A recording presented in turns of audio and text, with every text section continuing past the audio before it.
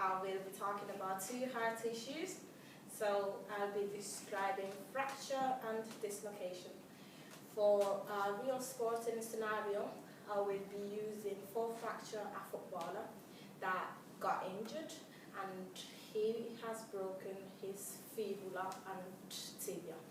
Right, this footballer is playing for a French team, and his name is Demba Ba, and he's from Senegal originally. So he got injured whilst performing, like in a football match. So I would be using the Saltap method. So basically, I would have run into the pitch after the incident. So I would run to the pitch, identify the injury, and then I would ask the footballer whereabouts he's feeling the pain and how bad the pain is. And then I would look for like specific signs like swallowing or blood or redness, so I can know which specific injury he has. And then after that, I would put my protective gloves, and then I would touch the fractured bit to find out whereabouts exactly it is. And then I would ask if you could move it about, like not too much, just to see if he is able to walk or not. But obviously it's a broken bone, so I would have to ring for ambulance services for further and professional treatment. That's my fracture done. Now I'll be talking about dislocation. So to describe dislocation, I am going to use another real life sporting scenario. So this is a weightlifter. His name is Andranik Karapetyan, I think that's right. And he's from Armenia, Europe. So this athlete dislocated his shoulder whilst performing 160 kg lift in a competition. So after he had injured himself, I would observe the injury and ask the athlete whereabouts it's hurting, like which part of the shoulder, if it's the front bit or the back bit. And then I'll identify the swollen bit or the bleeding or the redness around the injured part. And then I would put my gloves again and touch and identify where exactly it is. And then I'll ask the athlete if he's able to move the shoulder, and if he isn't able to move it, basically I would just have to ring an ambulance for further treatment. That's my two hard tissues done.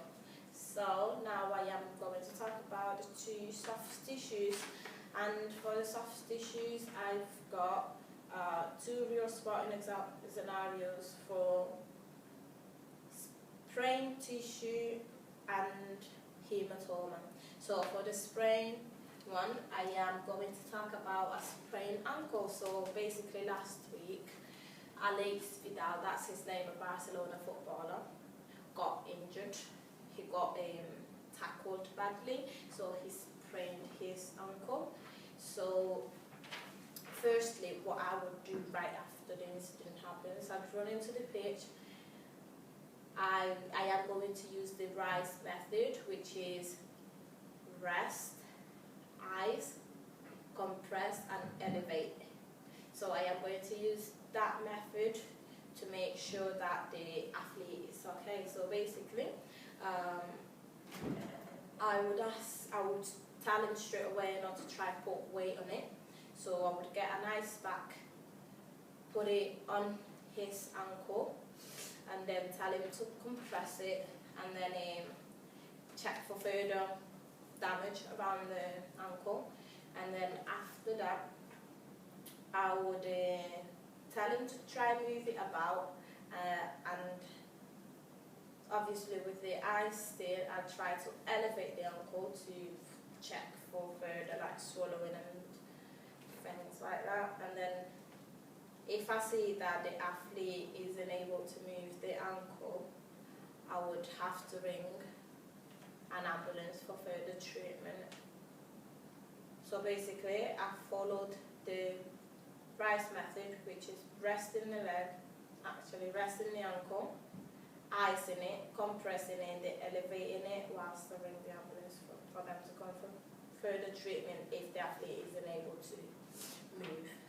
And then for hematoma, I am going to talk about Nick Blackwell's head swollen. So this athlete is a boxer. So he got injured whilst performing a boxing fight. So I would tell Nick not to move and no longer take part in the boxing fight. And then I would immediately put ice in his swollen part of the injury to avoid further damage. And I would then compress the injury to eliminate any pain and swallowing obviously around the injured part. And I would ask him about the pain, and obviously Nick would need to be taken with an ambulance for further treatment as